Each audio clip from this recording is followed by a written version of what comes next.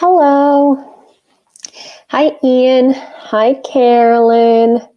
Hi, Diane. Hello, everyone. How are you guys doing? Wait, let me do this really quick. Really quick. Oh my gosh. Well, this morning was fun. I say that with a great bit of sarcasm. I woke up. I was laying in bed for like an hour, staring at my phone because I was really tired. Because it's sort of been like this thing where, like even if I've slept enough,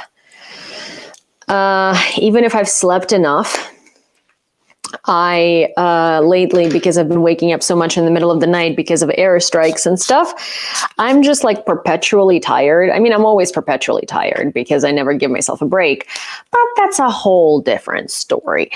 And this time it was genuinely because, I was just like in bed. I was lazy. I did not want to get up. I did not have anywhere to be this morning. So I was just like, whatever. And then I hear a bada boom and an air alert goes off immediately. So I'm like, okay, well, that's not good because usually if a bada boom, okay, mic is off, mic is on, hi. Okay, so sorry, people on TikTok didn't hear me. So hi, Michelle, hi Nick, hi, Odin, hi, Kathleen. Hi, Carolyn. Hi, Scooter. Hi, Vandella. Oh, hi, Vandella. How are you? So basically, yeah, this morning I woke up. I was like in bed. I was being very lazy, staring at my phone. Hi, Jennifer. And then at some point, like I hear this like boom, right? Air defense or an airstrike. That one was very loud, so it was likely one of the airstrikes. And I was like, what the fuck? The air alert goes off immediately. And so, we know that if an airstrike happens before an air alert, that means it's ballistics and it's hypersonic missiles. So I was like, well, crap, I need to run to the shelter. And I can't take the elevator because the elevator, I live on the 15th floor. So I'm like, fuck.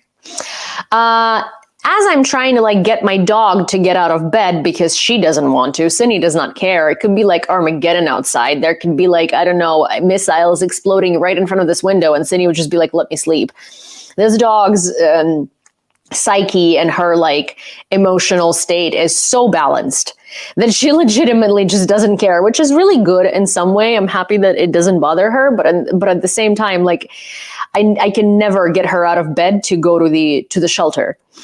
So I'm like begging Cindy to get out of bed basically. At some point she like begrudgingly agrees and she's like stretching. She like gets out of bed and she's like and like stretching, and I'm just like, dude, move your butt. So as we were getting out of the apartment, I hear another bada boom. Cindy and I bolted down 15 floors and we get to the shelter and we sit there for a while until the air raid is over. There is no service in the bomb shelter, and so since there is no service at the bomb shelter, I don't know what's going on. The air alert ended and we went upstairs. Turns out there were quite a few hits in Kyiv. So we looked at that, and then this video went viral of this girl who is a barista, and there was a missile. There was debris basically that fell on a building right in front of their right in front of the coffee shop that she works at, and it completely annihilated the building. And because of, the impact of the debris and the building falling, the window in the coffee shop, because it's right across the street, basically was blown off its hinges and it fell onto the barista table. And the girl somehow managed to duck, and she like she was wearing this like super large oversized hoodie, and she covered herself with that hoodie. And so she did not have like, she wasn't hurt at all, which is fantastic. But she was obviously like super, super anxious and stressed and stuff like that. But so obviously, the owners immediately arrived at the coffee shop and they were like, oh my gosh, you should go home. We should like close up for the day. And she was like, I don't want to go home. I just want to be here. So the owners, the girl, and the entire neighborhood were at this coffee shop all day, working, cleaning, helping. There was like a huge line of people who wanted to come into the coffee shop and support them by buying coffee.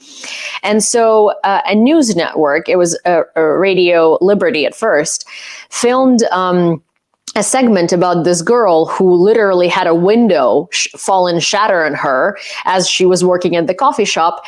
And she stayed at work willingly. So I was like, oh my gosh, I really want to go do something nice for this girl, and I want to go support them, and I want to go get coffee. So as I was getting ready, I went live and I told you guys about this situation, and we raised $175 that I was going to give her as a tip. So I get to the coffee shop, there's a huge line, and I am basically just talking to a bunch of people in the line. There is this corgi that's obsessed with Cinny. Cinny has found a boyfriend. He was like, this corgi would not leave Cinny. He was like so disarmed by her. And Cinny was kind of like, I have too many boyfriends, excuse me. Typical Cinny. But so in the meanwhile, I meet one of the two co-owners, and the girl chose to, instead of accepting the tip, she chose to, she asked me to like send the tip to the owners to replace the window. Because the window was blown out, a door fell off its hinges in the coffee shop. Also, they had this sort of like display for baked goods and stuff. So the window fell in the display. The display is glass, so that shattered as well. And so she was like, no, just donate it to to the window fund. So that's what I did. And then I asked the owner how much the whole window is, because that was 6,500 hryvnias. And he was like, I don't know, about 20,000 hryvnias. So I went back on live as I was at the coffee shop, and you guys came through and we raised the entire amount. If we total both of the lives in which we were raising this, maybe in under 10 minutes, because you guys are the most wonderful people I have never met. And so it was basically $500 or like $525 or something like that. That's 20,000 hryvnias. So we raised all of that. I came to the owners and I was like, hey guys, actually you have a new window. So I sent them the money. They were like super grateful. I did a live. Karina said hello. Karina is one of the owners. And there was this brand, like a little brand with clothing in that coffee shop. And I suspected that it must be a brand of one of the co-owners. And it's like, casual clothes. And it turns out that Karina, one of the owners, she's also the owner of this brand. And that's why it's in the coffee shop. So this is a children's top. Okay.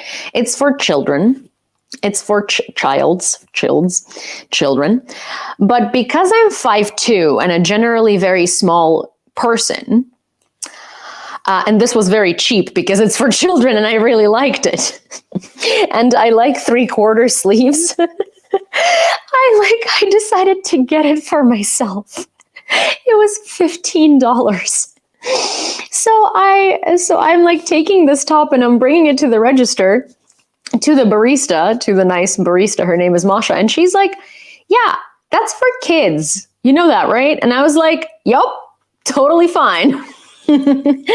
So, which is like, this is why I love being that short, because, things like that, they work out.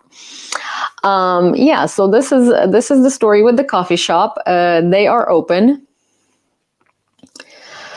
This is the story with the coffee shop. They're open. And if you are in Kyiv, they're in Pechersk.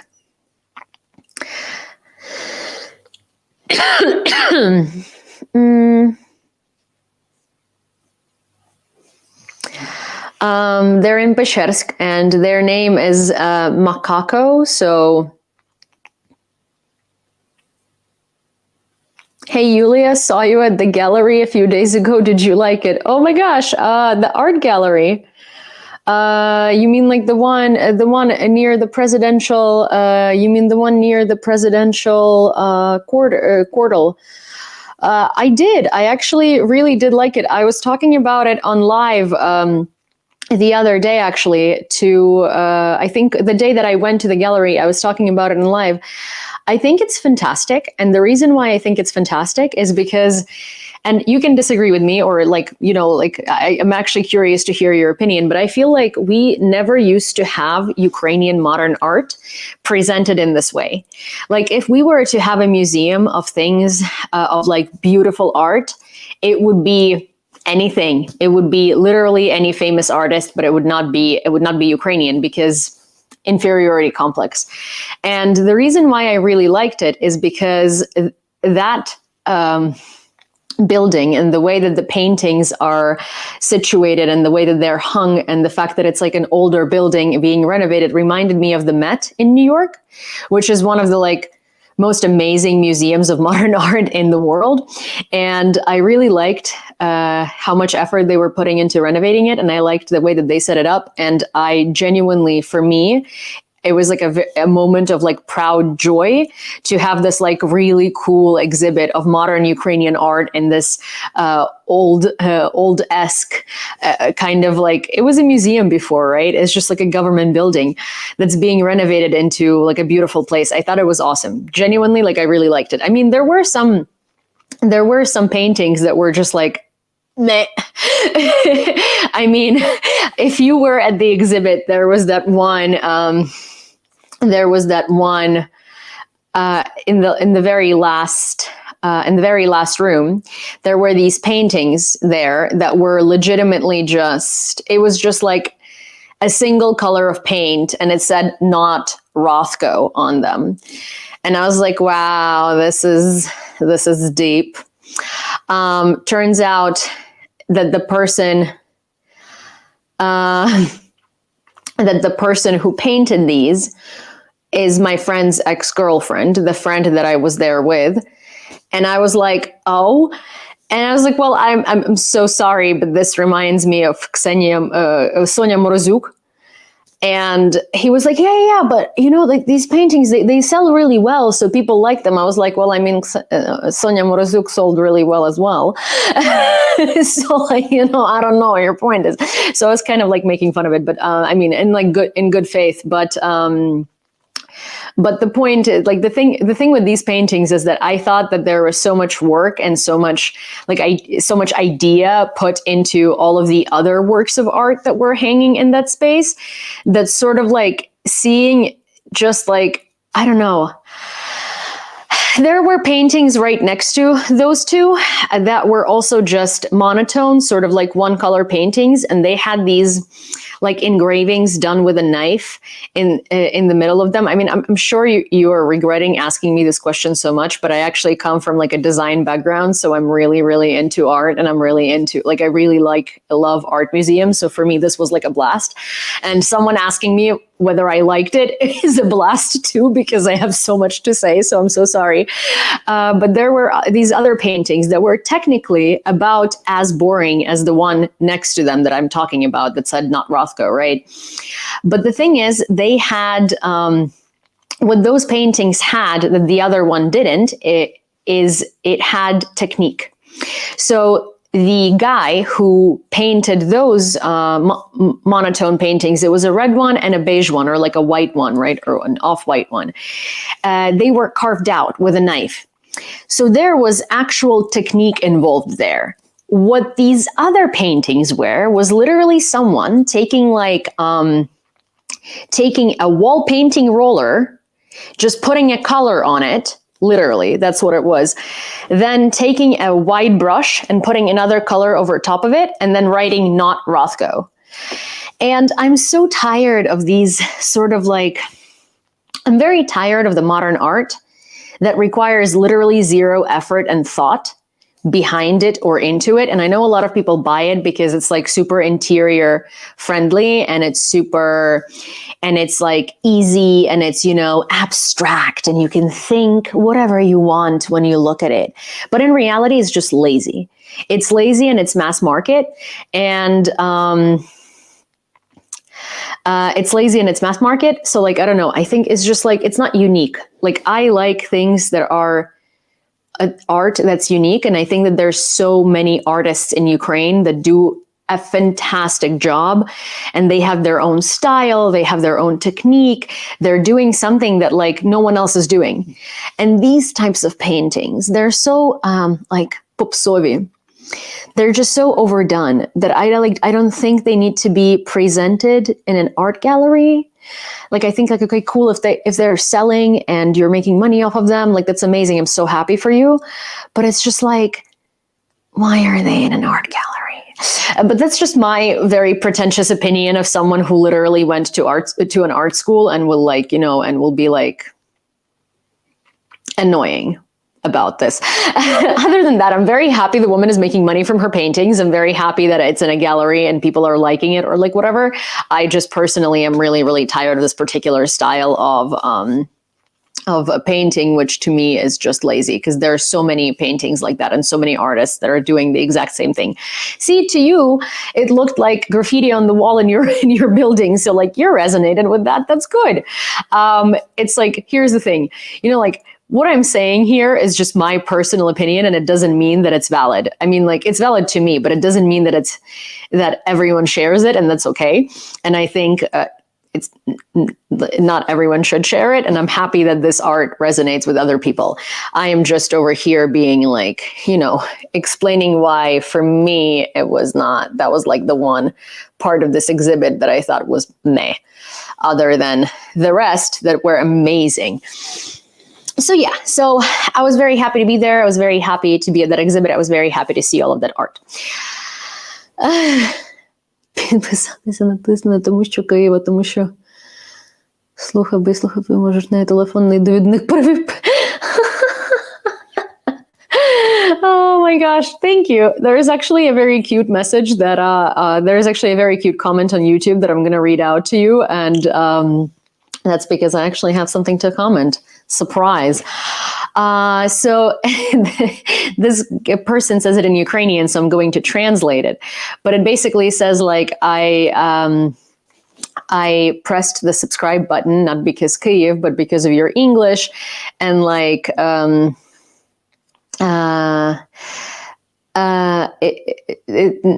but because of your English, like blah, blah, blah, blah, but you could voice over a telephone directory and I would listen to it. And you know what?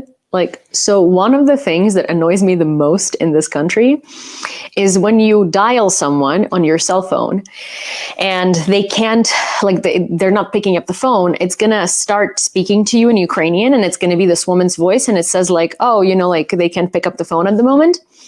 And then this woman, and it's not even the accent, like the accent, we're Ukrainian, it doesn't matter. Like English is not our first language. An accent is fine.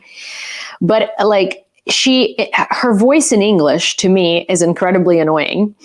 And she basically, like the recording says something along the lines, sorry, the subscriber can't pick up the phone at the moment, call back later, or something like that. And it's like the subscriber.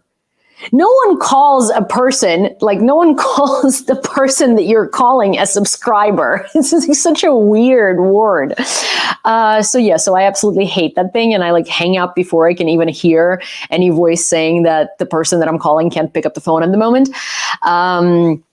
So yeah, because like abonent is technically a subscriber in Ukrainian. An abonent is a person who uses that telephone network, that uses that cellular provider, basically.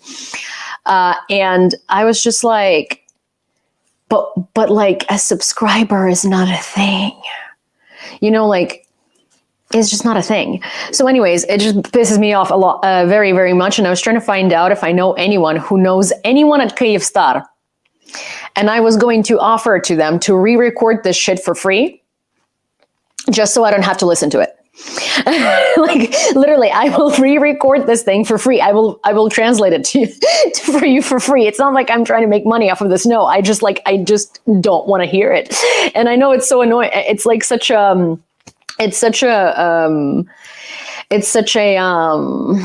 how would I say this?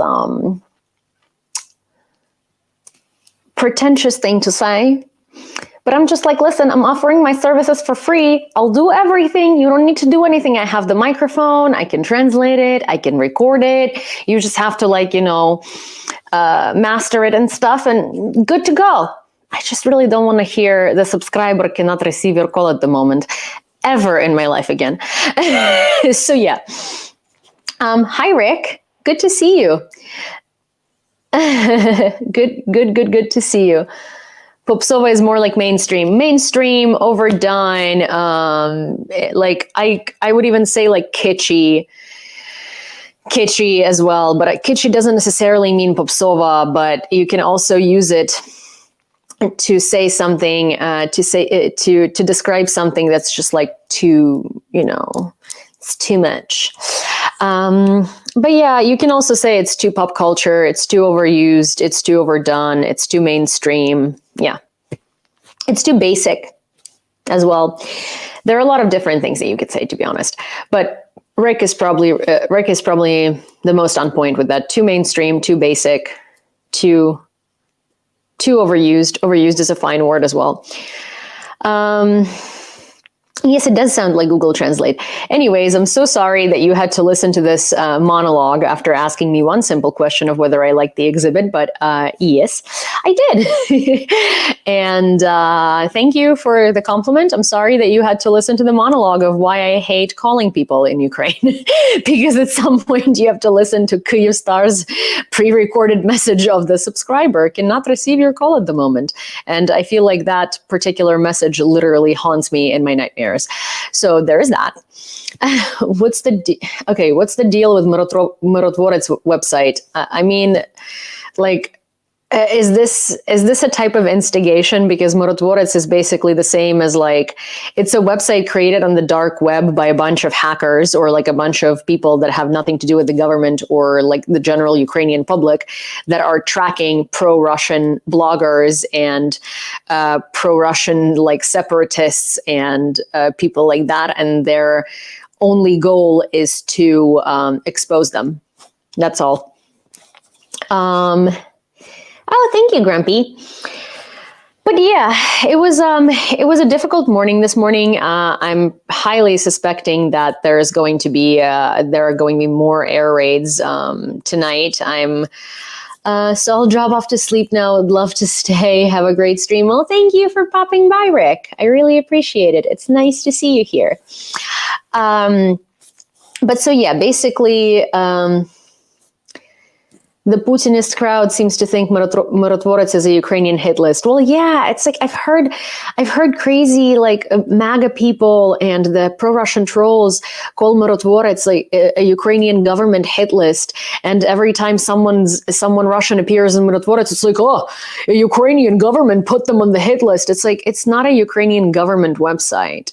Russia has so many of those websites, and they actually correlate with the FSB. Like they work with the FSB and they provide information to the FSB. Like for instance, Track a Nazi Merc, where they post all of the foreign fighters, and they don't just post them, they dox their identities, they link all of their social media. If they can find their family members, they post their family members' addresses, phone numbers, they like harass these people basically. However, like Mirotvorets, while is not a great website either way, is created by like a Ukrainian, underground network of internet sleuths that are just putting it out there. So if like, for instance, let's say you live in a city and on Mirotvorets, a person has been posted that's been navigating airstrikes on your city. So you can like bring them to justice, or like, so who these people are. And so there are investigations that can be done into them. Also, like pro-Russian bloggers that are spreading propaganda and stuff like that.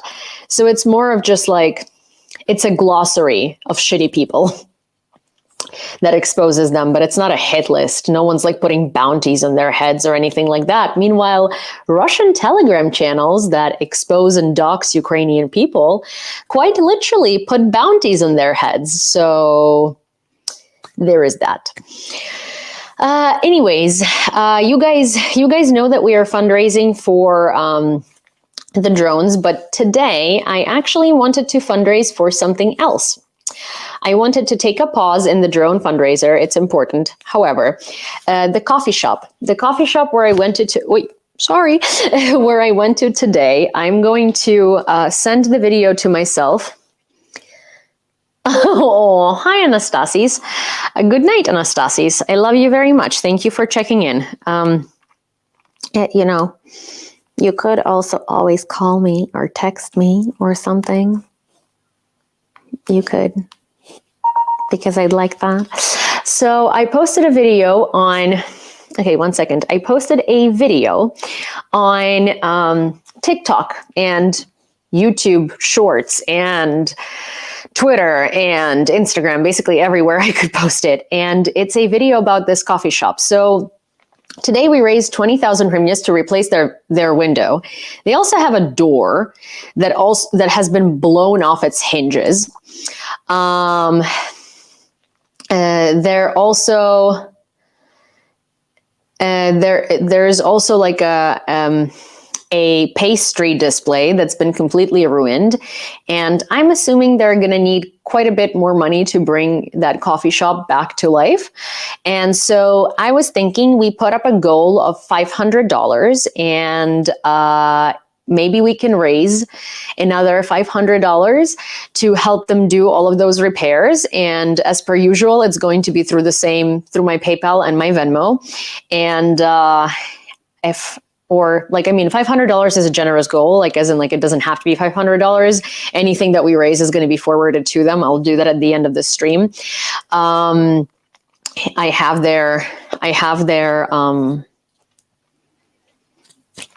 I still have their card from when I sent them money earlier today. And they also have a monobank jar. Although I do know that for foreigners, sometimes for Americans and for Canadians, monobank doesn't necessarily work as a payment method. It just declines the card for no reason unless it's a credit card. So I propose we fundraise and then I send them all the money at the end of the stream because I would really like to help them. They're very nice. The entire neighborhood came out to like help them clean today. There was like this huge line. So for those of you who are on TikTok, I think you should probably watch the video on my TikTok channel. But for those of you who are on YouTube, I'm going to play it for you in a share screen situation because it just makes more sense because you will see it. But then again, I can also Cine. I can also show it to you on TikTok. But if you go and watch it on my profile, it will give the video more views, therefore more exposure, and therefore more people will see it, and maybe more people will want to help. So I am going to show it to you, but with the idea that you promise me that you will watch it on TikTok anyways. Coffee shop in Kyiv, or what's left of it, after a missile strike this morning. This is Masha, a barista who stayed making coffee after a window fell on her. So we came to support them, along with the rest of the neighborhood and some media crews, of course. Cindy made a friend and tried to charm her way into some snacks. Even in these circumstances, the owners were giving free coffee to search and rescue workers. Unfortunately, the place will need lots and lots of very costly repairs. So I went live, and you guys came through with 20,000 hryvnias in 5 minutes. Meet Karina, one of the owners, who can't believe you did that. And I can't believe how good this latte was, made in a coffee shop without a window. And all of this was possible because we're brave, we're conscious, we love Ukraine, and you guys Help us donate for victory. We will never So, forget that. Thank you so much. so that's the video, and this is the coffee shop. As you can see, the window, the door is completely off its hinges. As I don't think you could see it in this video, but you will see it in the other videos that I'll show today about this coffee shop that have been done by various different news organizations. You will see that a lot of the stuff in that coffee shop is just very much. Sinon, thank you very much. Is just very much not doing all right and is quite ruined on a lot of different levels. Okay, so Kat sent $50. Thank you, Kat. So we have raised another $50 for the fundraiser. Thank you, Yoji, for sharing. And I will start on the news. And while I do the news, we can talk about, I will announce the donations as they come. So, also, before I start the news, my the owner of the shelter from which, Cameron, thank you. So we have $60 for the coffee shop now, because another $10 donation. But so for those of you, the shelter where Liv is from actually sent me a photo today saying that there is a French bulldog in Lviv, because a lot of people had reached out to me about Liv, and they were like, maybe there are good people that you just didn't choose because I don't know, and maybe you can, maybe you can show them this other dog that's really, really sweet. And her name is Tosia, and she is kind of like the same color as Cindy. She's just like much plumper than Cindy. She's 3 to 4 years old, and she likes other animals, so she doesn't have to be the only dog. So there were a couple of people that were really great, but they had like cats and stuff. So I'm going to show her to them and give them the contact for the shelter, because this girl is in Lviv, and most of the people that did contact me are from Lviv. So look at her. Look at this little loaf of joy. Look at this little loaf. So much loaf. So yes, she's adorable. It's also like a very sweet picture because she's kind of like, quote unquote, smiling. So I thought that was adorable. It's so adorable. She's very, very adorable. Also, Cindy met a French bulldog in our building that she's now friends with, and the French bulldog is very sweet. Okay, so let me get to the beginning. Cuteness overload, yes, a lot of cuteness. Okay, so. Little chunkers. Yes, they are little chunkers. France has decided to raise the level of the terrorist threat in the country to the maximum. The Prime Minister of France on Twitter. After the terrorist attack in Moscow, the President of France convened a meeting of the National Defense and Security Council this evening in the Élysée Palace. So France now has raised the level of terrorist threat to maximum. Air defense was going off in Kyiv at 10:30 in the morning. We were talking about that. There is this video from United 24 about children running to the bomb shelter because one of the places that was targeted and that suffered consequences of the Russian world was actually a children's academy. And so there is a video that went viral in a lot of places of kids running to the bomb shelter while this air raid was going on. So this is the video. I don't know if you need, it just says that it was today in Kyiv. And this is from United 24.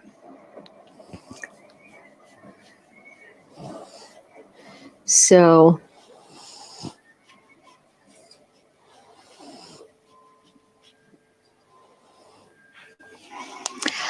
oh yes, Cindy is having a great time. She is, Grant says, baby's worn out from all the treats. Yes, she is. In fact, she went to when we went to the coffee shop to see like what we can do while we were waiting in line, because they were scrambling because there were so many people, and like half of their coffee shop is destroyed and it was not easy to work. They the owners kept offering her treats, and then the owner, who's the guy, like it's a couple that owns it, so the man from the couple, he kept giving her treats, and then at some point, every time she would spot him in her vicinity, she would just like bolt towards him, and I'm like, Cindy, stop, he's not going to be giving it to you forever.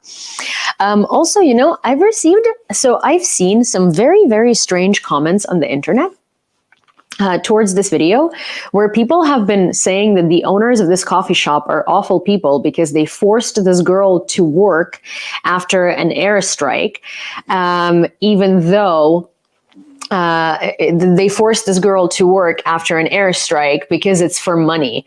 So I would like to refute that. The girl decided to stay at work herself. She has been offered to go home. In fact, when they came in, when the owners came in after they found out about the airstrike, they told her to go home, and she said no, and she asked to stay at work. I think it's because she was in shock and she wanted to be at the coffee shop with people, not at home by herself. Also, both of the owners and their friends were at the coffee shop the entire day, working and helping and making coffee and cleaning and running around and putting in a temporary window. By a temporary window, I mean just like cardboard or like a wood, like a piece of wood to cover it for now.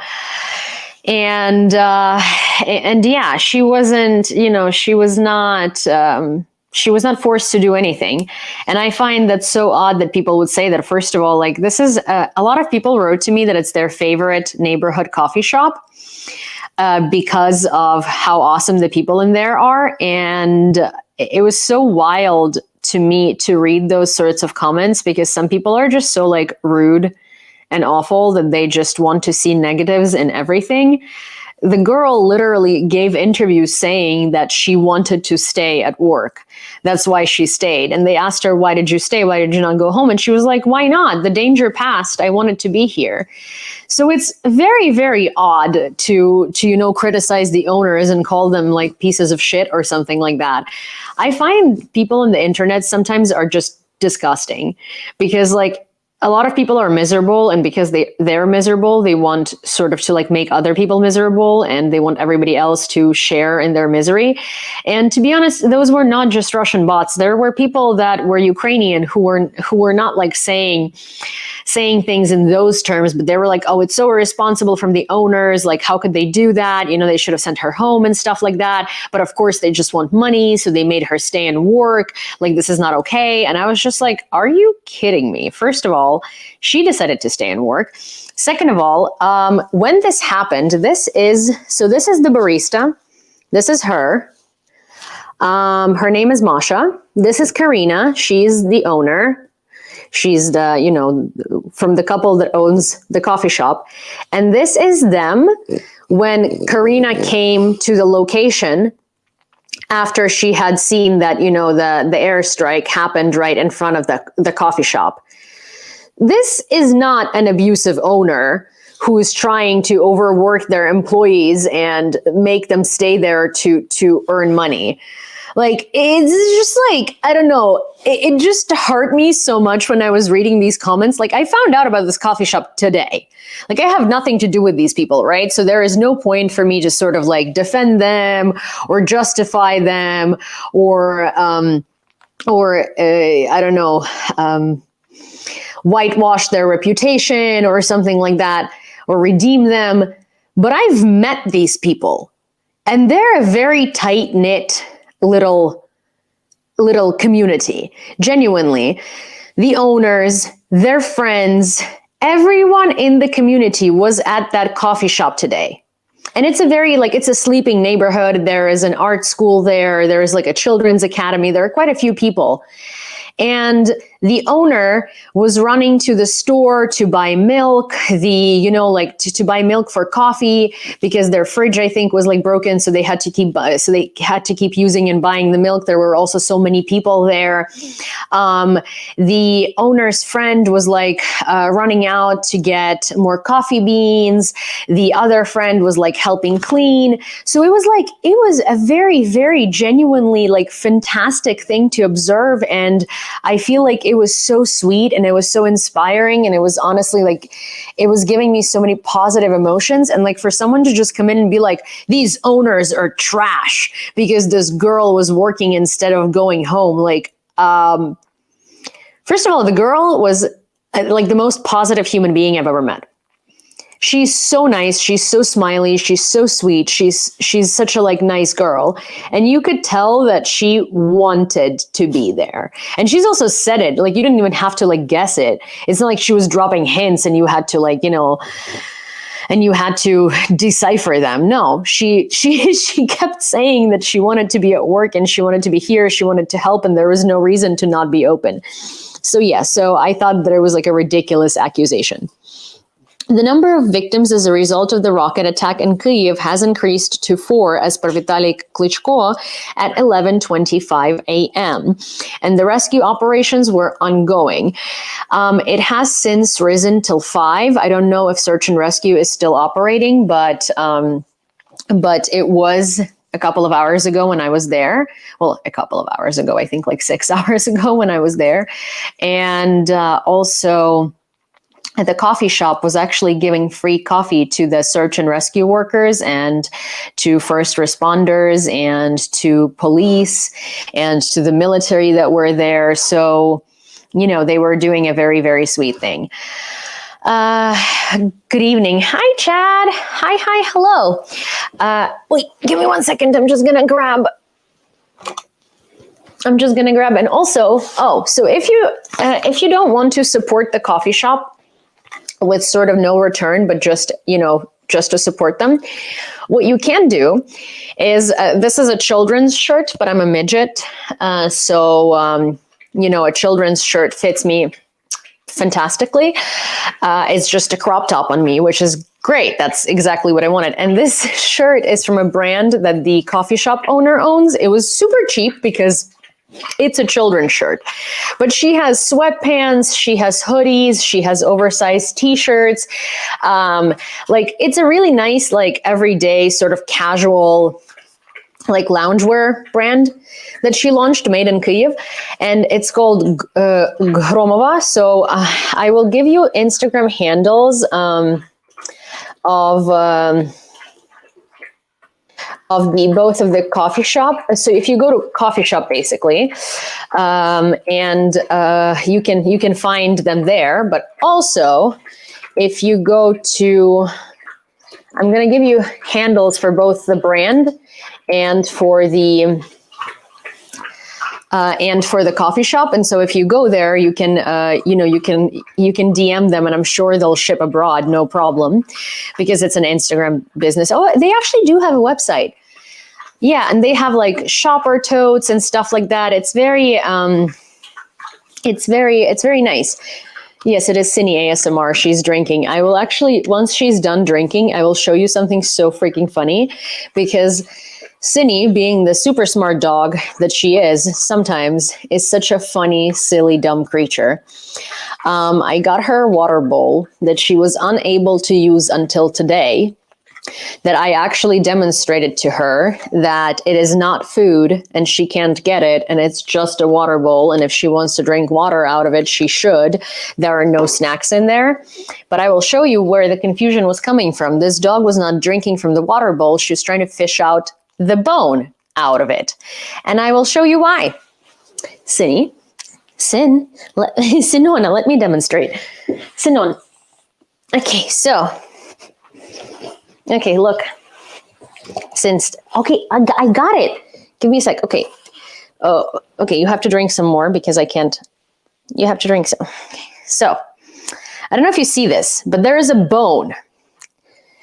And it's meant to be a slow feeder, okay? Like a cute little slow feeder. Cindy thought it was an actual bone. And she kept trying to fish it out for days. Like, the water, until I changed it today, was there for days. For days. And this poor little creature, this poor little silly little creature, I'm pretty sure she's going to start trying. Yes, that's exactly what she's doing. She's trying to drink enough water to be able to. Do you hear the noise? It's Cindy pawing on the bone. Do you hear it? Do you hear that? I don't know if you've heard the little, tiny little paw touches, but she's still trying. She's trying to drink as much water. She's trying to drink enough water for the bone to be more exposed so she could like bite on it. It's so funny. Also, Armin's quote of the day is up, so I'm going to read that out for you. Nothing great is done without great men, and they're great because they wanted it. Charles de Gaulle. If Emmanuel Macron wants to be truly relevant, he must seize this opportunity and act boldly. I agree with you. I think Macron is like entering his, his revamp era where he might. And it's not out of the goodness of his heart. It's because he finally has an opportunity to be seen as a stronger leader than anyone in Germany or the UK. And I think that he's going to take it also because he does not want to have to support Ukraine for another 10 years. And he understands that. How can I help you? And he understands that if we don't get the weapons that we need now, this could be a very, very long war. This is iced tea from Sakartvelo, a country you know as Georgia. And I really freaking like it. This one is black tea with raspberry and vanilla. And I think it's my favorite flavor, even though I thought peach was. But then I saw this at the store. They also have a mint one, an apple one, and a peach one. And this is really good.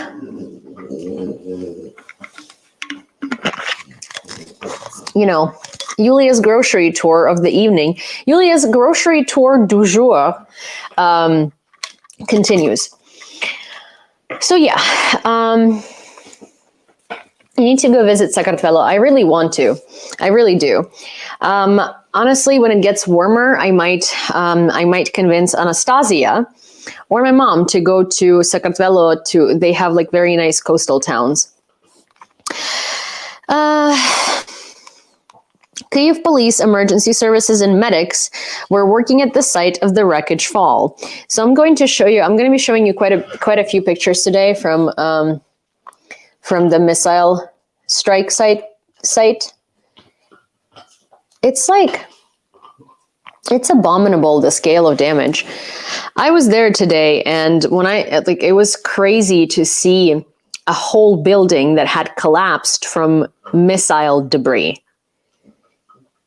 It's really awful. It's really awful. This is a crater formed by a missile part that landed in a private building, just residential home, someone's private home. So this is what that looked like, which is also insane. Oh, so this is right in front of the coffee shop. This is where the missile debris ruined the building today, and this is the building. That's what it looks like, and that's where I was today. It's right in front of the coffee shop. It was a wild thing to witness, honestly. I mean, it's not like the first time, right? But it's still wild every time. I'm going to show you a United 24 video of the consequences of today's missile attack on Kyiv. Hi, Gord. Because I think it's important to keep showing these videos and keep showing exactly what that looks like. Oh, One sec. Sorry, I sent the wrong thing to myself. I was trying to send the U24 video and I ended up sending myself my own video again, which, you know, happens. Okay, accept, save to downloads. Hi, Gord. Oh, I already said hi, so sorry. I think there is going to be another missile strike tonight.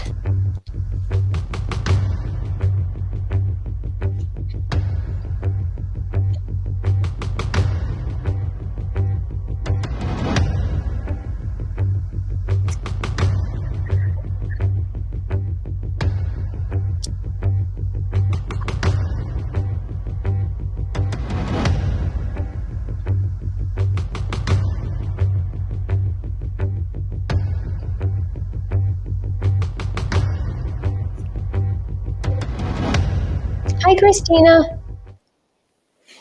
So yeah, that's part of the, you know, just part of the damage in one neighborhood. And it's not just one neighborhood. It's just they usually try not to show every single site of where the debris fell, especially if there was a missile strike, not debris, then they try not to show it because that gives Russia way too much understanding of where they hit and where they didn't. This is the crater in a private yard that formed from a missile. Look at that. The scale of that. That is terrifying. Oh my gosh. So actually the number of victims has risen to 7 in the Pechersky district alone. So that's where the coffee shop is.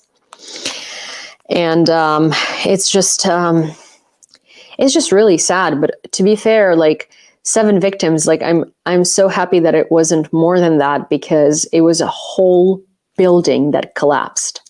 A whole building. Hi, Niels, and hi, Gord. So I'm actually going to catch you guys up in case you want to.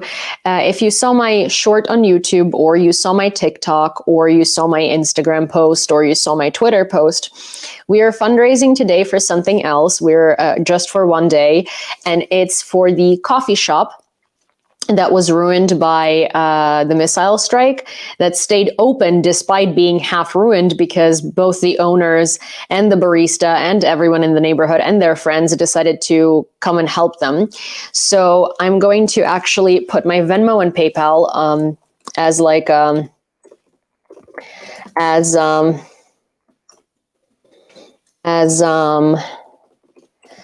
here on the screen. And for those of you on TikTok, you can find that in my link in bio. PayPal design@gmail.com. So if you want to donate for the coffee shop, at the end of the stream, all of the donations, I'm going to forward them to the coffee shop, either Monobank jar or to the personal card of the owner, because that's where I sent the money earlier today. And we fundraised for a new window, but there is also a door that blew off its hinges, and there is also a pastry display that was completely ruined. Oh, thank you, John. So we actually raised $80 on this stream for the coffee shop. And oh my gosh, there is a troll alert on YouTube. Why did you Ukrainians attack Donbass since 2014, killing 10,000 innocent people? So innocent is spelled not as innocent. It's actually spelled with one I, not two, but thanks for the effort. Next time you're going to spit out propaganda, I do implore you to maybe learn how to spell in English first, because not only did you spell it wrong the first time, you also spelled it wrong the second time. So I'm giving you one more attempt. I believe in you. You can spell innocent correctly. And if you can't, then what are you doing? But okay, while you're doing that, and while you're Googling how to spell innocent, I'm going to explain to you, first of all, 10,000 people. Where did you get that number from? Russian propaganda says 15,000 people every single time. But you know what they don't tell you? What that 15,000 people includes?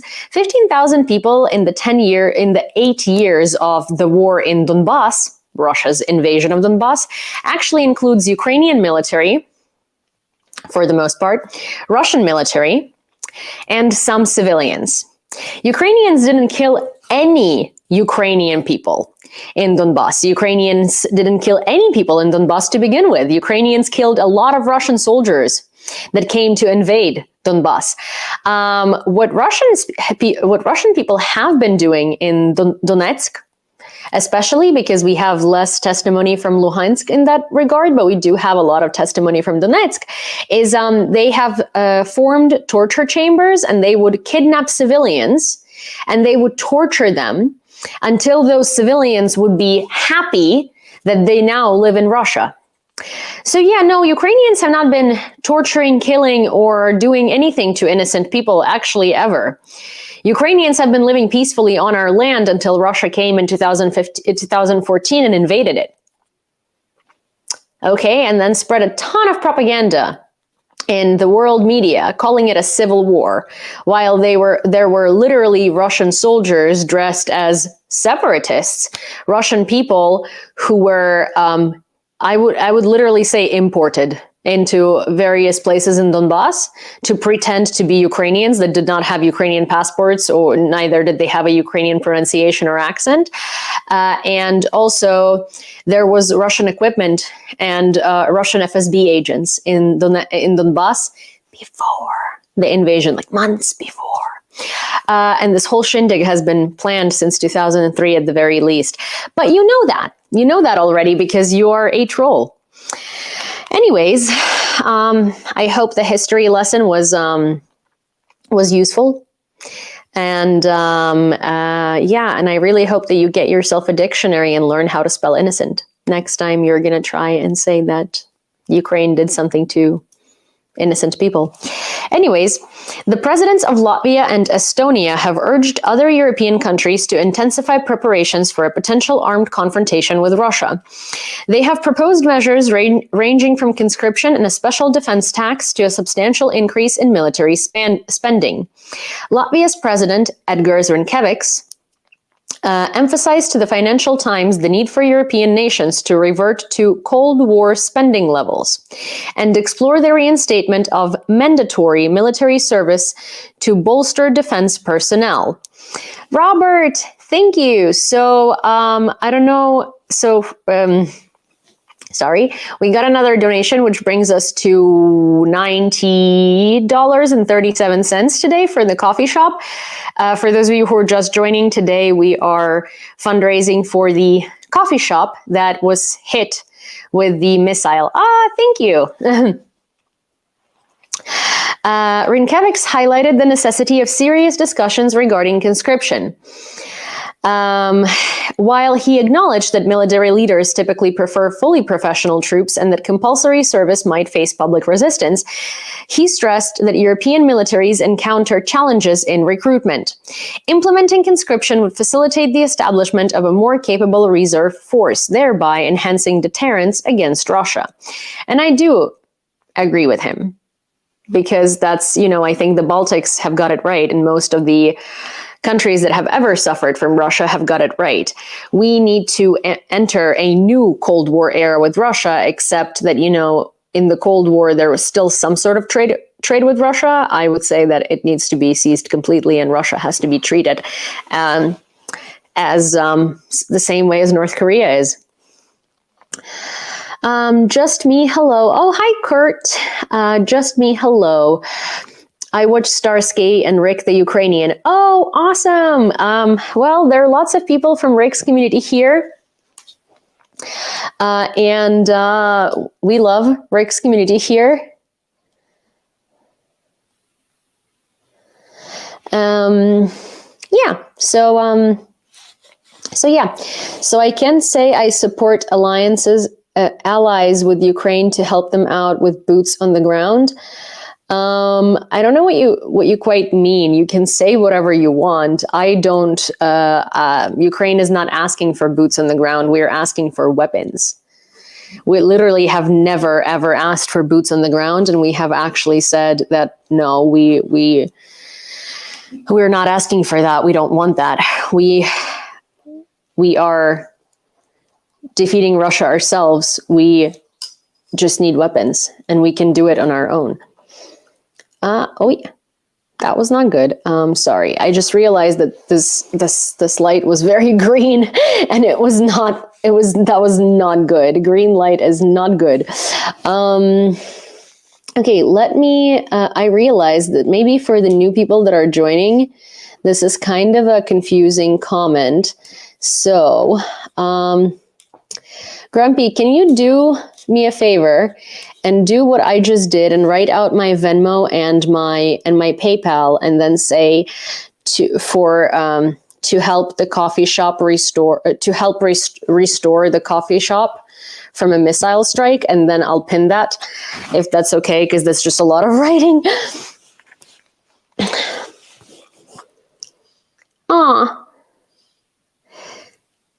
Check out Greg Terry Experience, Tridents Against Tyrants, Why Ukraine, The Last Alliance. Oh, I've actually never seen Why Ukraine, The Last Alliance. I will look it up. Thank you. According to a poll conducted by Le Journal du Dimanche, the majority of French citizens endorse the reinstatement of conscription. Specifically, 65% of men and 63% of women expressed support for the reintroduction of compulsory military service. Furthermore, 58% of respondents under the age of 35 and 70% of those over the age of 65 favor this idea. Interesting. The popularity of compulsory service also varies based on the political inclinations of the respondents. Approximately half of left-leaning supporters approve of conscription into the army. Whereas among the far right-leaning supporters, 82% are in favor of it. He will probably do a co-op stream with Sakai this week. Oh, that's nice. And thank you, Grumpy, for doing that. Fundraiser to repair Kyiv coffee shop. Yay. We're at $90.37 last time I checked. So I think we're doing pretty good. It would be great if we could raise a couple of hundred. We did raise like 20,000 hryvnias is about $500. And we did raise $500 earlier today that I donated on stream to the coffee shop. Well, you guys donated it, and then I sent it over to the owners of the shop, because $500 is about as much as they need to repair the window. And I'm genuinely like, it was such a fantastic atmosphere, and they're such fantastic people that I was just hoping we could help them more. Following the extensive Russian assault on the Ukrainian energy system on March 22nd, the DTEK group suffered a loss of approximately 50% of its generating capacity, as stated by Yasno CEO Serhiy Kovalenko. Kovalenko emphasized that the recovery process will be protracted, spanning not just days or weeks, but potentially several months. Moreover, Kovalenko conceded the possibility of an electricity shortage during the summer months, given Ukraine's diminished capacity to generate sufficient power. So actually, interestingly, one of the things that we were talking about today is that we always prepare for infrastructure attacks for fall months. We didn't actually think that electrical infrastructure would be attacked during spring. Also, thank you, Vandela. We just received another $20, which brings us to $110 for the coffee shop today. I will actually show you a video that I didn't film, United 24 did, about this coffee shop. Honestly, like every single... we are at $115. Thank you, Dave. And thank you, Andela, again. I think every single news network in the city today came to interview this girl at the coffee shop. And what I find very interesting is that I know that the news doesn't necessarily fundraise, right? But the news that were born on the internet, like, you know, the news that literally came out from the internet in the internet era. I'm not going to name them because it's not like I'm trying to shit on anyone. It's just that like, I feel like they have the capacity to help these coffee shops, and they have followings on TikTok and on Instagram, and they have large followings too. And I feel like it's kind of upsetting that news publications would fundraise for themselves to run, and they would be like reader funded, but they will not even think about fundraising for a coffee shop to repair it, but they will go straight there to go and interview this girl, because obviously the entirety of the internet today is just like, she's like a celebrity and everybody wants to interview her. And I haven't seen a single news network link the coffee shop or tag the coffee shop. They just did sort of like an interview and that's it. And I find it so like annoying, because you could bring so much attention to that coffee shop. Oh my God, wait, someone donated $100. I don't see who, but someone did. And so that brings us to what, $215 today for the coffee shop? So let me show you this other video from U24. I know U24 is like, is a different, they do have a fundraising platform, but they fundraise for Ukraine immensely. So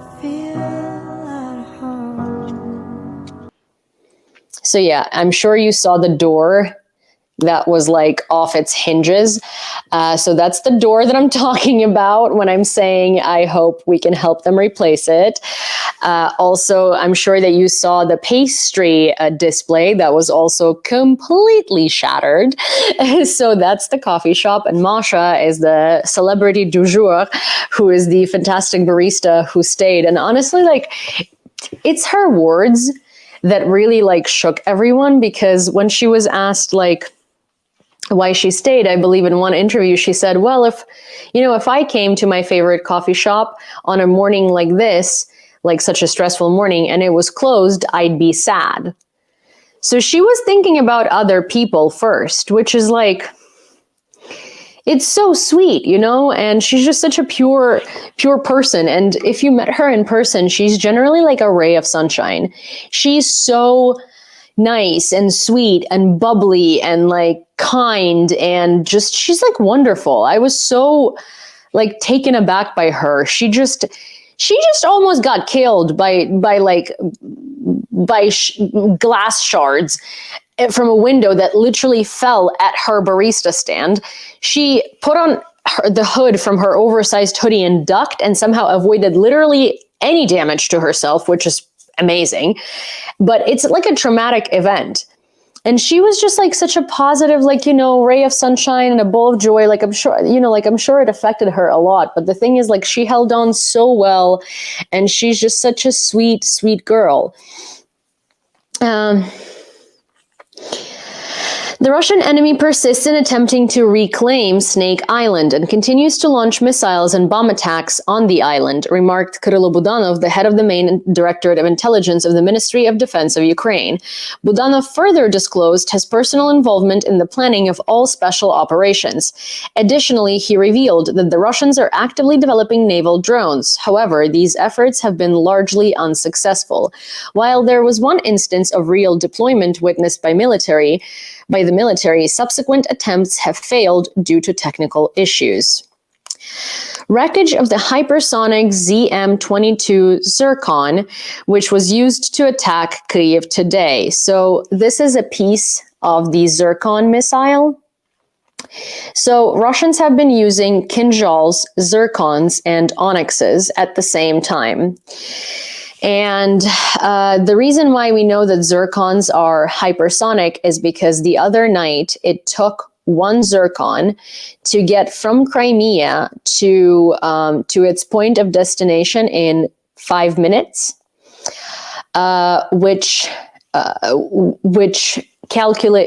basically, like, calculating from the distance that it flew shows its speed and shows that the missile is in fact hypersonic, because there was a lot of debate on whether this missile is hypersonic or not, and it quite is. The Russians are spreading a fake that during the morning rocket attack, the headquarters of the Security Service of Ukraine, or the SBU, were targeted, which was allegedly located near the dormitory of the academy named after M. Boychuk. In fact, there is not a single defense headquarters near the dormitory, generating such fakes. The enemy is trying to justify its insidious attacks on civilian infrastructure.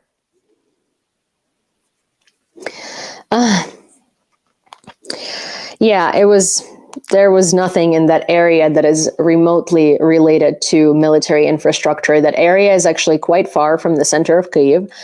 It's not quite far from the center of Kyiv. It's not, well, actually it's not far from the center of Kyiv, but it is like a sleeping neighborhood, and it's further out. It's more residential. It's not like it's not a neighborhood with lots of high rises or lots of offices even. There is an Academy of the Arts and a bunch of children's schools. Like, it's a family-oriented neighborhood. There is no military infrastructure there, sorry. Since the commencement of the full-scale invasion, air defense units have successfully intercepted and neutralized over 2,000 Russian cruise and ballistic missiles. However, there remains a pressing need for additional defense systems. It is worth recalling that in the past week alone, Russia conducted a significant missile assault on Kyiv, executed a large-scale combined missile attack on Ukrainian energy infrastructure, and once again targeted the capital with 2 ballistic missiles. These ballistic missiles possess the capability to circumvent traditional air defense systems commonly found in Western arsenals. So these are the hypersonic missiles. They're very, very, very hard to take down, and those are the zircons. It will take years to restore the Dnipro HPP to its preliminary condition after the missile attack on March 2022, said the General Director of Ukrhydroenergo, Igor Sirota. So, one second. This is what the Dnipro HPP looks like today.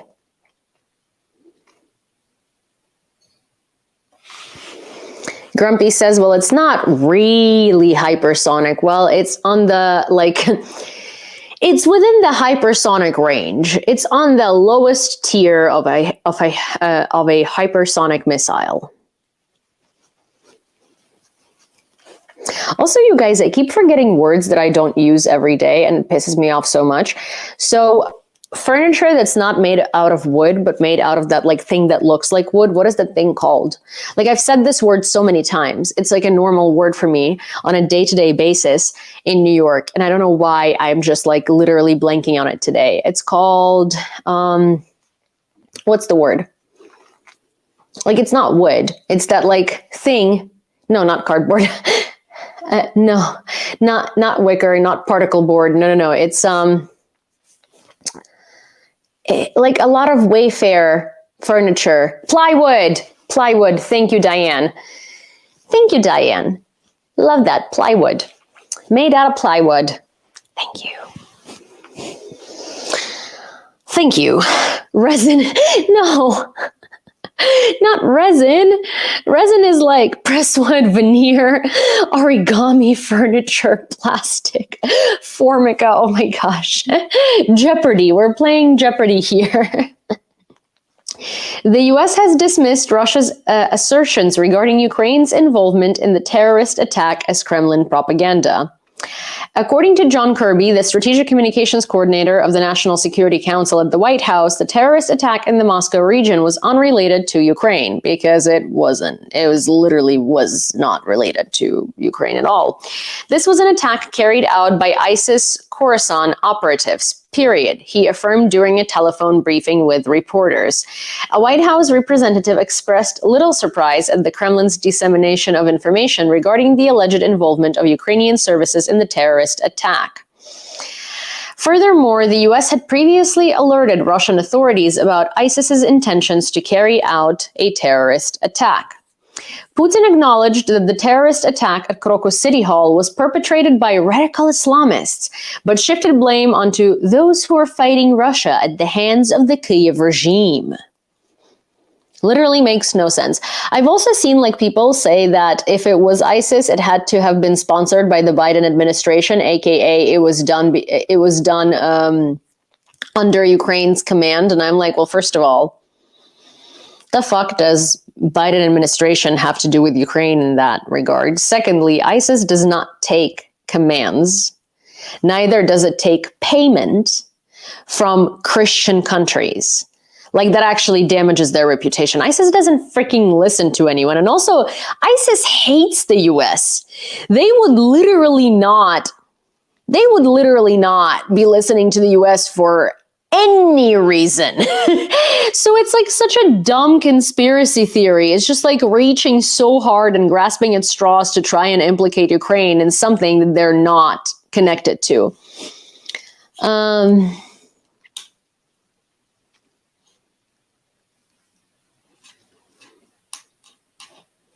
Also, I forgot, 1 second. I want to put this back on the screen. Thank you, Lynette. Yeah, Grumpy, could you link that article, please? It was a busy day, so we've practically missed the celebration of the Day of the Special Forces of Ukraine. Still, you can watch the video to know why we're so proud to have them in our country. And I will show you the video in a second on YouTube. But before that, this is what de-energized Kharkiv looks like today. There are almost 200,000 homes and businesses without electricity. The restoration of CHPP-5, damaged due to the Russian attack, will take years. Kharkiv is fed by other regions as well right now, but this is what Kharkiv looks like. And these honestly look like paintings, not like a real city.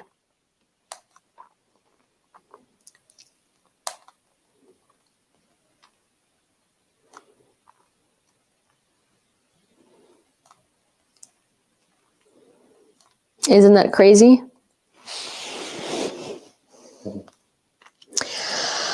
And I am going to, give me 1 second, I am going to go to YouTube and I'm going to go to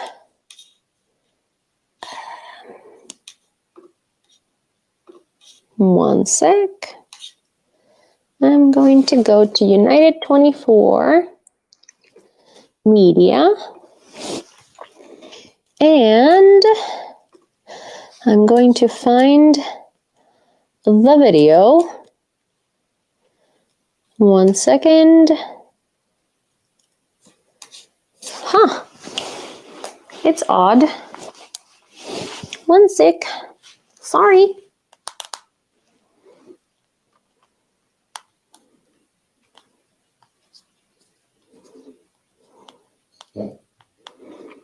Grumps, I'm going to send you a link, but only because I need to send it somewhere for it to appear on my desktop. Good night, Ian. We call it presswood here. I tried. Yeah, no, we don't. Like, yeah, I've never heard the word presswood before. So I'm just going to, like, you know, not do that, but that's okay. You know, you can call it whatever you want to call it. You don't have to be right every time or at all. Also, geez, what the heck is this? Okay. Okay, 1 second. I'm going to play you a video. Present, share screen. There we have it. Okay.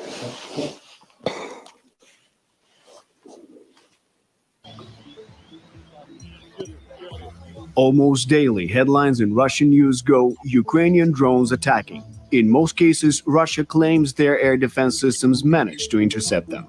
However, here's how this news looked in reality. A drone attacked the Tambov gunpowder plant, one of the largest producers of gunpowder in Russia. A powerful fire at an oil depot in Kyiv, which supplied fuel and lubricants for the needs of Russian troops. An aircraft repair plant in the Smolensk region came under attack. The factory produces and repairs weapons, aviation, and military equipment. For example, Kh-59 missiles, which Russians use to shell Ukraine, are produced here. After drone attacks on the seaport, the Novatek company's oil terminal was on fire. Its owners, Russian oligarchs Leonid Mikhelson and Gennady Timchenko, are under sanctions from the EU and the USA. Drones hit the only Russian oil refinery on the Black Sea coast in Tuapse. The fire was extinguished only in 8 hours. These are just a few examples from 1 week alone. Moreover, the pace of attacks is increasing. According to BBC data, in the first 8 months of 2023, Ukraine presumably carried out over 190 drone or missile attacks. Now they have become almost daily. When military factories or oil depots are halted even for a few days, it has a significant impact on the capabilities of the aggressor. Being short on ammunition and weapons, Ukrainians do everything to weaken the enemy. Moreover, each such incident affects Russians psychologically. They finally feel the war unleashed by their state is close at hand. The territory of Russia, where strategic and defense enterprises are burning, is also expanding. Currently, over 1 million square kilometers are within the affected zone. In January 2024, a drone attacked an oil depot in St. Petersburg, which is located over 1,000 kilometers from the Ukrainian border. Oil depots have become key targets of such attacks. Just a month after the start of the full-scale war, unknown helicopters attacked a Russian oil depot near the Ukrainian border. In just the first half of 2023, the BBC counted at least 9 incidents at oil storage facilities. In such a way, Ukraine is making its contribution to the civilized world's proclaimed oil embargo against the aggressor, who continues to trade illegally. Not only factories that supply the army with fuel are under attack, but also some military targets. The loudest explosions were heard in temporarily occupied Crimea. Destroyed Russian Patriot, an S-400 air defense system. Within a few weeks, Ukrainians hit another S-400 complex. Missiles struck the large landing ship Minsk and even the Rostov-on-Don type submarine in the ship repair plant in Sevastopol. In 2017, it received an award from the Russian military command as the best submarine of the Russian Federation in the competition. Ukrainians awarded it with their own prize, though. Overall, Ukraine disabled about 33% of the Russian Black Sea Fleet, 26 out of 74 combat ships. All these incidents are value-enhancing investments for those who attack such objects. The cost of such drones does not exceed a few hundred or even tens of thousands of dollars. The price of a Storm Shadow or Scalp missile is around $3.2 million. Meanwhile, for example, the destroyed ship Minsk cost was $110 million. The Rostov-on-Don submarine is worth $400 million, and one S-400 system will cost about $1.2 billion. Another attack on occupied Crimea not only struck the Russian armed forces, but also showed that enemies cannot be safe anywhere. That day, 2 missiles hit directly the headquarters of the Russian Black Sea Fleet. However, perhaps another attack became the most symbolic. On May 3, 2023, 2 drones attacked the heart of Putin's Russia, the Kremlin. Russians wanted to capture Ukraine in a matter of days, but instead they had to report in the news. Fortunately, Putin was not harmed. Indeed, Ukraine typically does not claim responsibility for explosions in the Russian rear. However, it also does not refute its involvement. Gradually, the war is returning to the territory of Russia, to its symbolic centers and military bases.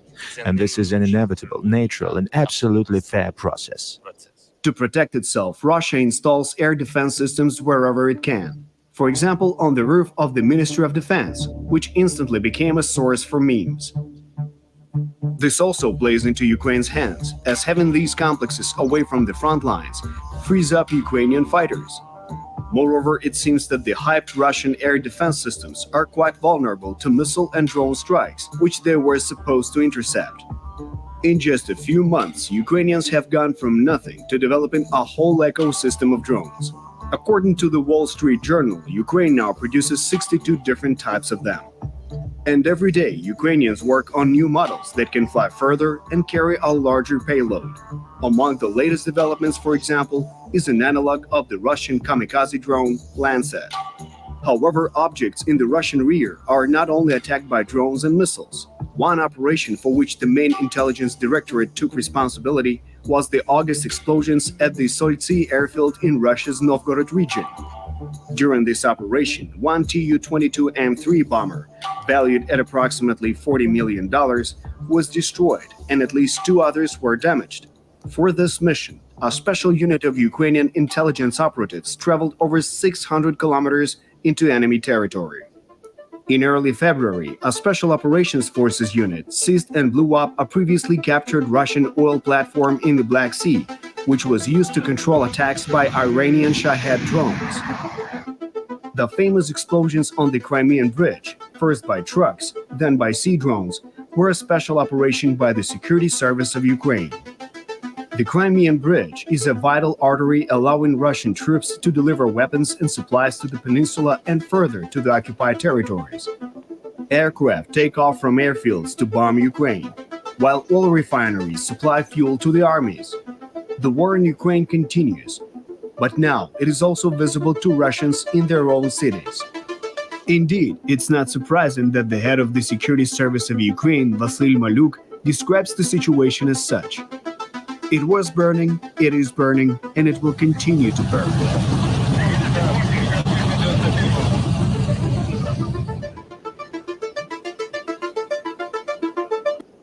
In the meanwhile, I found something very interesting on Twitter just now while we were watching this. I actually found a very interesting video from Moscow posted 3 hours ago. I cannot guarantee its authenticity, but I will try to show it to you. Give me 1 second. I'm going to show it to both TikTok and YouTube. Oh, I just saw, no, why did I reload it? Oh, that was dumb. That was so dumb. Why did I reload it? Okay, well, I did save it, okay? I did bookmark it. So, I'm going to show it to you. I didn't watch it with sound because I couldn't, because I didn't want to interrupt you guys. But, keep present, once again, share screen. Bookmarks X. Here we go. I will try to show it to you like this. 1 sec.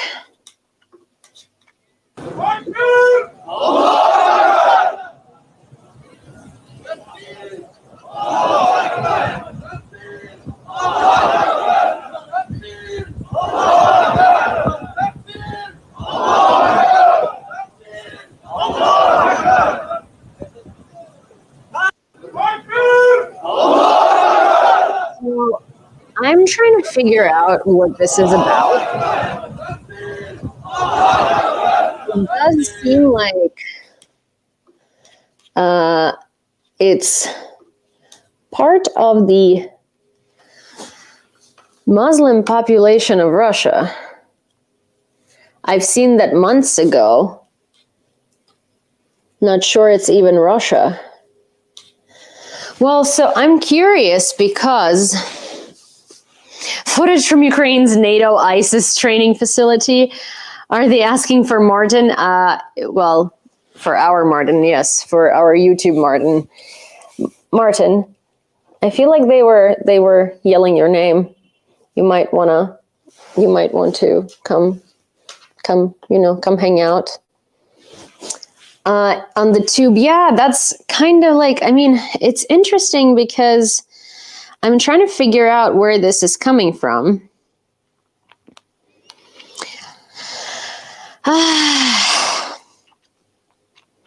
And I can't. And I can't. Oh, okay. Someone said a year old. All right. So it's from 2023. All right. Hello. Yes, same video. I'm their leader. Are you? Are you their leader, Martin? I am their leader. Footage from Ukraine's NATO ISIS training facility sent me. Honestly, that's so funny. Okay, well, that's all I have news-wise, but I'm happy to hang out for a little longer. It's not like I sleep anymore. Plus, I have melatonin, and melatonin has been, oh my gosh, you know what? I don't know what it is. So I've had melatonin before. I've had it before, okay? And it never works for me. I'm ADHD as hell. Coffee doesn't doesn't wind me up. And melatonin usually doesn't put me to sleep. That's a thing, that's a common side effect with ADHD. But I got these melatonin gummies and I was just like I literally was getting them thinking that they would not help with anything. But I'll show you. And this is not ads because this is in Ukraine, so most of you probably cannot even buy that brand. And I literally normally just send you stuff, show you stuff because, you know, why not? One sec. Cinny, were you trying to get the bone out again? It's not real. It's not real, bud. I don't know what you think you were gonna do with it, but you can't get it out of there and it isn't real. I'm so sorry, bud. I don't want to disappoint you, but I feel like I have to. Okay, so.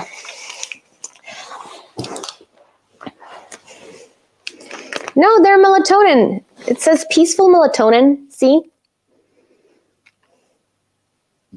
But it's a bone, it must be real. That's so funny. See?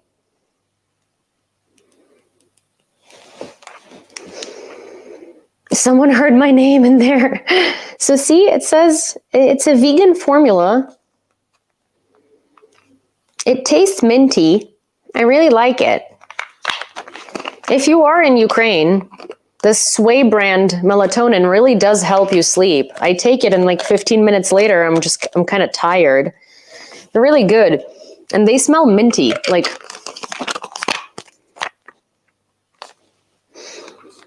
empty the water all over the floor. Well, that's why I have a mat under her water bowls. And, you know, I have like a little mat that prevents it. So this is, also this is the Sakartvelo iced tea. And this is green tea with feijoa.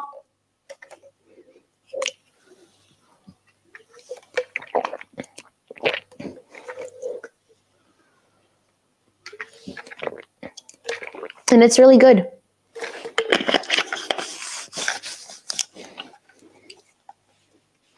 Who's Balto?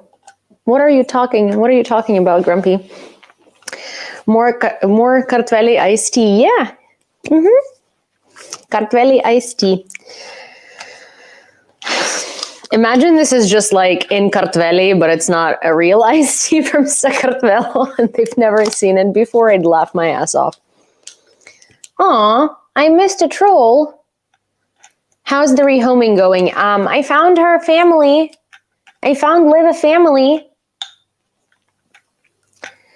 Is the fundraiser at a mature total? It is, but today we are actually fundraising for the coffee shop. The coffee shop that was ruined, you've definitely seen videos of it all over every single channel you can imagine. And I was at the coffee shop and we actually fundraised for a window for them. You can check the video on my page.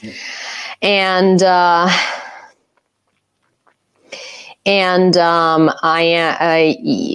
trying to fundraise a little more.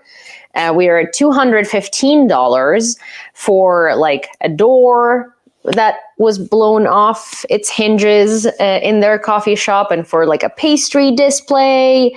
You know, maybe we could do like a 2-day fundraiser, and maybe we could fundraise a little more tomorrow, and then I can send them the entire amount tomorrow, and then they can substitute both the door and the display. What do you guys think? What do we want to do? I don't know. You tell me.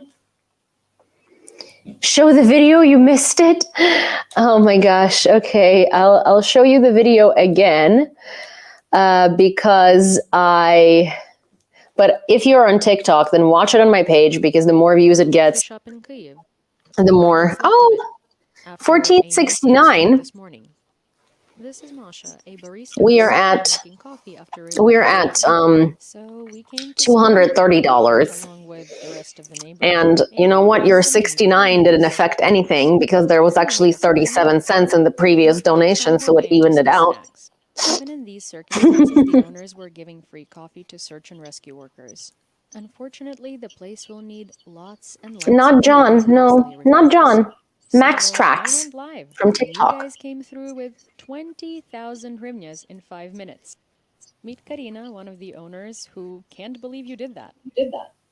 And I can't believe how good this latte was, made in a coffee shop without a window. And all of this was possible because we're brave, we're conscious, we love Ukraine, and you guys help us donate for victory. Okay. Someone says, Brax231 says, you have a great audiobook voice. I have a lot of different voices, and I actually did not know that until very recently. I do voiceovers for United 24 for their Ukraine Briefly segment. And I actually, you know what? I can play you. I will play you just a bit of it, because if I play more than that, I think that's not good because it's not this didn't come out yet, but this is for a new voiceover for the segment. And actually, funny enough, I have a lot of different voices and tones of voice, and I can do a lot with my voice, which I didn't know genuinely until recently. But, you know, like, I could also just kind of like, I don't know, like Max Tracks. I get it. Like, you think that my Valley Girl is spot on, but like, I honestly hate it when people keep attributing like this specific voice and like calling it like Valley Girl. Like, what is that? I'm just from LA. There you have it. But the Soviets' failed attempt to seize Finland wasn't a walk in the park at all. They lost over 150,000. Oh, it's because I actually recorded it on the phone that I am doing the TikTok on. But this is okay. Well, this one came out, so you know. This is a re-recording, because sometimes like I will record a full voiceover and they'll be like, oh, can you re-record this part, or can you say this part differently, or like, oh, we changed this sentence, can you redo it? And surely I will. The Soviets' failed attempt to seize Finland wasn't a walk in the park at all. They lost over 150,000 soldiers in 100 days against a country of less than 4 million people. The Soviets' failed attempt to seize Finland wasn't a walk in the park at all. They lost over 150,000. See, I'm a nice voiceover person because I actually give people options instead of cutting it and choosing what I want to send them. I literally send them a million takes so they don't have to approach me again and be like, hey, could you re-record that again? Because I just, I'm just like, I think up front, I'm just like good like that. I'm very good like that. And very humble, obviously. Semiflix. So hi, welcome. Що за діалект? Типа Valley Girl. I don't know how to explain it. It's like a particular kind of California girls. You need, because you're a pro like that. Because I'm a pro like that. Okay, I'm a pro. You get me? I'm a pro. I'm kidding. I'm not. You need to do audiobooks. I mean, like, I would like to do audio. Well, I don't know. See, for me personally, I think like I have a high pitch voice. And so I've started doing my voiceovers kind of like this because I've realized that most people who watch TikToks are usually reacting to voices like that and saying they're very pleasant. And since I've started doing voiceovers for my videos in this kind of tone and this kind of timbre, I actually noticed that more people watch them. because it's not nearly as harsh on your ears. But I could never do 100 or 200 or 300 pages in a tone like that, because I would simply be left without a voice at all. It's difficult because it's not my natural tempo and timbre. Is English your second language? Yes, English is one of the 3 languages that I speak since I was a kid. But I now only speak 2 of those 3, and then I also speak 3 more. But I don't speak them fluently. I'm Ukrainian, born and raised. And I'm in Ukraine now. So yes. 1 second. Need some Dutch herbs. I mean, normally I would say no, but given the last couple of weeks here in Kyiv, I might take you up on that offer. I will actually take you up on that offer, But the thing is, like, most people who smoke herbs or who partake in herbs usually like the type of herbs that gets you high. I like very smooth, so first of all, I barely ever participate, and I'm using this awkward language because it's TikTok and you never know, but I barely ever participate. And I mean, like, by barely ever, I mean like genuinely barely ever. But yeah, since I haven't really been sleeping, I could really go for something very smooth, very soothing, very light that just puts you to sleep and makes you relaxed. I could totally do that. I wouldn't mind. Oh, that's not the comment I'm looking for. Oh my gosh. Well, Brax, I don't know what that means. I don't know what kind of Gen Z slang that is, I understand that I might not look like I'm 30, but I don't think I know what that is. I think I'm a little too old to know what sticky icky is.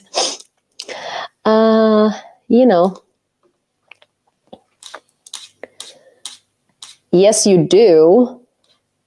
No, Grumpy, I don't. I mean, listen, here's the thing. Grumpy is like 66, okay? And Grumpy knows how to use computers, PlayStations and stuff like that much, much better than I do. So the fact that Grumpy knows what that is not an indicator of anything. But Batman's voice. I don't think I can do Batman's voice. I mean, first of all, I can't do a man's voice. I can do like like an annoying child, like a cartoon child. I could voice over like a dog that speaks, that kind of thing. I feel like if Cinny, yes, I found a family for Liv. I feel like Cinny, if she was able to speak, she would sound something like this. She'd be like a really annoying little thing. Edibles, half a cookie, does the trick.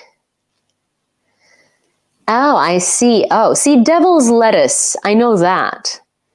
See, like one of my ex-boyfriend's moms used to call weed the pot. And it was so funny because it wasn't like pot, it was the pot. And she also, she's from New England, and she has this very particular kind of like upper class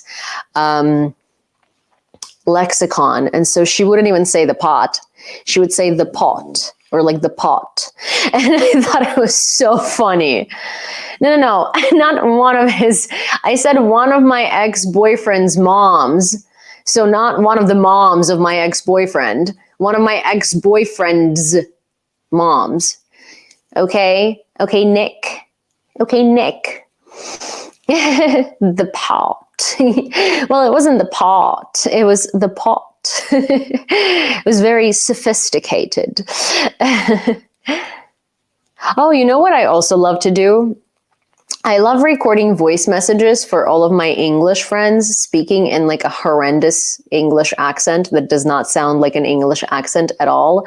And for instance, when I send these voice messages to Nick, I feel like his blood is boiling. Your Scottish grandmother talked like that.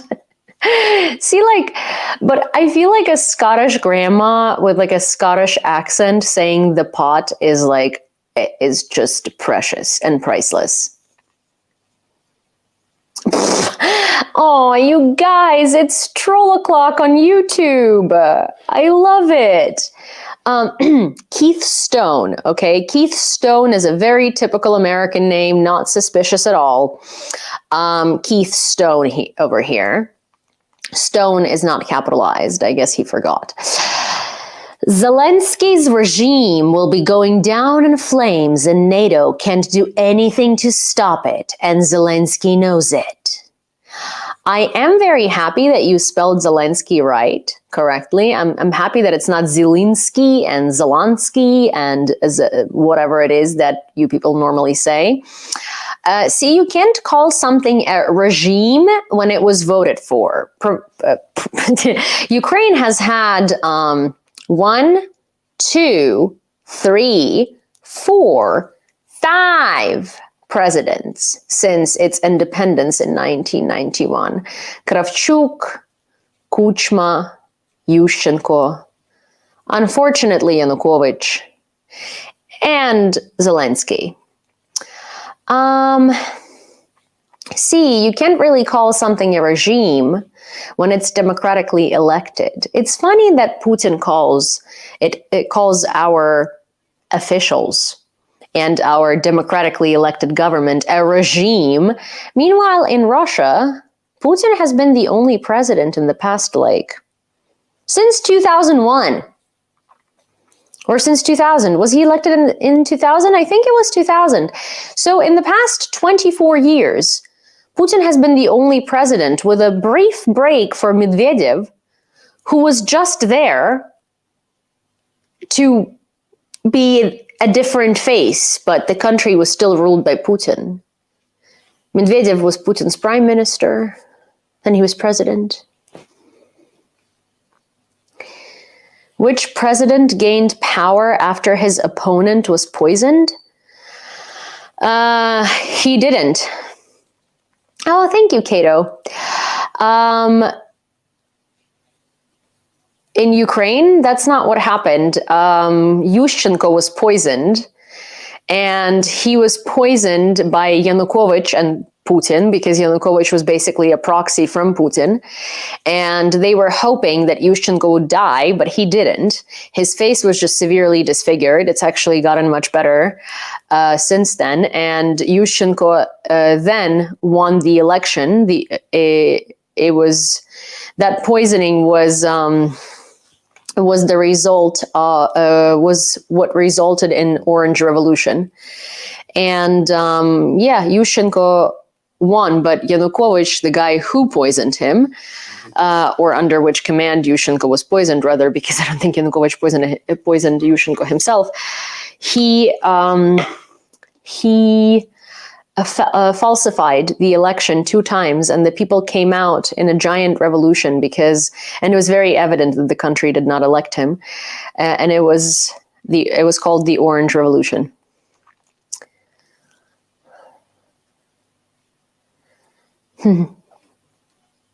So yeah.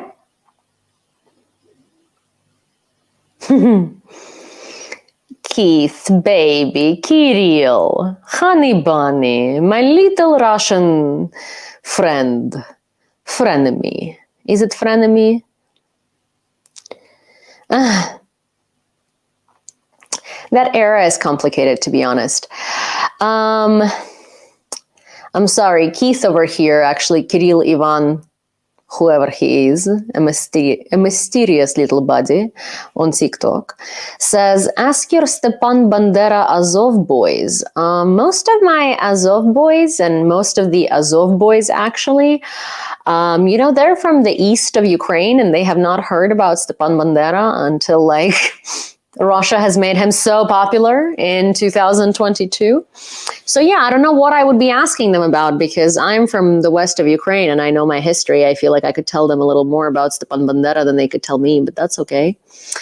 But Kirill baby, Ivan Kirill, whatever your name is, I'm interacting with you because I am very invested in you receiving the money for your vodka tonight. I do very much appreciate that you do capitalize both Western and Ukraine. I love that you put so much effort into spelling Jesus. He like even wrote Zelensky's last name correctly. So Ukrainization is working. This guy is like reading Ukrainian sources and Ukrainian channels. Ivan, I love you. I'm so proud of you, baby. You're getting at least a little bit more intellectual. It is very nice. But I am hoping that tonight you can feed yourself with a little bit of vodka and bread while you step outside for a little sheet in the toilets that you don't have, because indoor plumbing, I hear, is a big luxury in Russia. I will not be going to my bathroom because I don't feel like throwing it in your face. It's not nice. You know, the luxuries. Anyways, Ivan, it was very nice to meet you. Very nice to meet you. Next time, maybe. Oh, Ivan, you're disappointing me. I was so proud of you, and then you spelled coup d'etat as coup d'etat. Ivan, that's not how it's spelled, first of all. It is really not how it's spelled. Etat is not... I'm pretty sure that été means like spring or fall in French. Who's French? Someone please tell me. It's similar, but été is not spelled like that. But you know, you almost had it, Ivan. I was so proud, and then you go and disappoint me. What is coup d'etat? What is coup d'etat? Anyways, Ivan, it was very nice to meet you. I really do hope that, as I said before, when you had your previous account that was blocked, and you decided to create a new one just for me, I feel so special.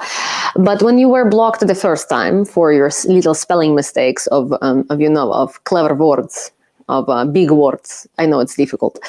I'm so happy that you came back. It really does show effort. I like it.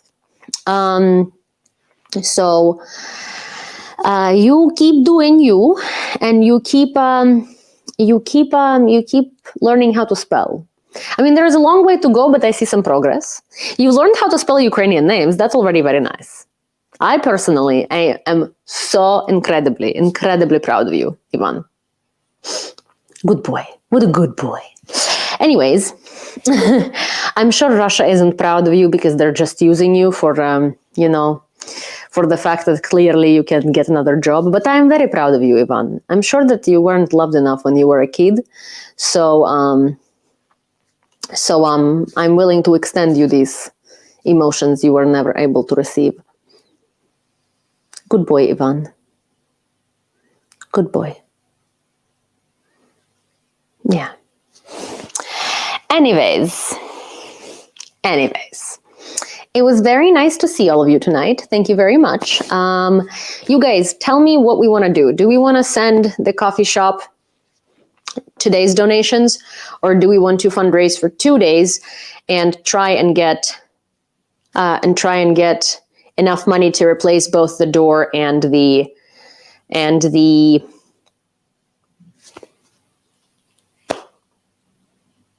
pastry thing, the pastry display. So we're at about like 2:30, and I think like another 2:30 or 2:50 it would bring us to cover both the door and the display. So I think okay, the window was 20,000 hryvnias. Basically, $500 is 20,000 hryvnias. I feel like a pastry display and a door cannot be more than $500. in total, because the door itself is okay. It's the door frame and the wall that is not quite okay. So I feel like $500 in total will do it. And if it doesn't fully do it, then like it's still covered most of their damages. So, you know. Call up Rick, bring in Greg, summon Sakai. Oh, do you guys know if Rick is still off work? Is he still off work? Because if he is, yeah, everyone on TikTok says let's do 2 days.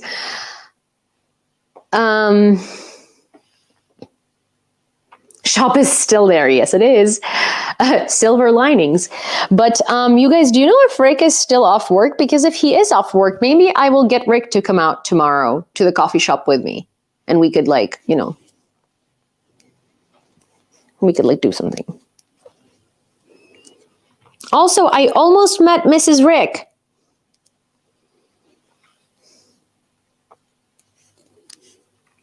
Oh, he quit his job already? Because I thought he took a week off and then he was gonna work for a week and then he was gonna quit. Oh, he's full-time. Oh my God. Oh, that's great. Oh, that's cool. I'm very proud of him. That's awesome. Okay. Well, then I'm gonna call up Rick and I'm gonna tell Rick that tomorrow we're going to a coffee shop.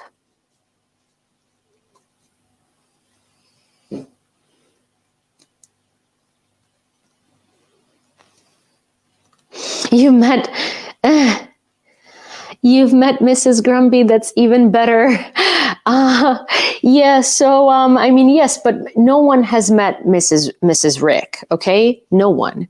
And I'm like this close to meeting Mrs. Rick. She was at the rally, but she was separate and Rick wouldn't reveal her identity because she wants to stay anonymous. And I was like, do we get to meet Mrs. Rick? And he was like, next time. And I was like, fine. I'm fine with that. Fine. Call him in the morning. I will call him in the morning. Okay, guys. I will see you tomorrow. I will. So what is the consensus? Are we doing 2 days fundraiser? She's afraid to be raffled. Oh my God. You guys. That was too funny. That was very funny, okay? That was super funny. But so, are we doing 2 day fundraiser? 2 day? 2 day? Is that the consensus? Yes? No? You tell me. Mañana. CC. Make it 3. Well, I mean, like, we could. All right. But I also don't want to take a lot of time away from the other fundraiser. So, okay, let's do it. See you tomorrow, you guys. Sin. Oh my gosh. Okay, wait. I'm going to show you Sin because she's so cute.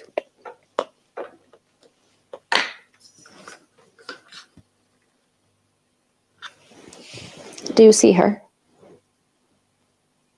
Do you see her? Look at this dog. She's like, why is there this interrogation light shining at me? She's like, what's wrong with you? A screenshot. Wait, screenshot of what? Alrighty, guys, on TikTok. Bye.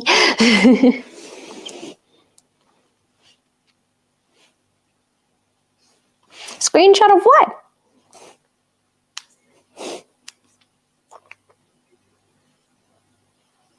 Screenshot of what? The dog? Aw. I thought there was something interesting. I thought that you were reminding me of a screenshot. Like that I was supposed to like screenshot something or something.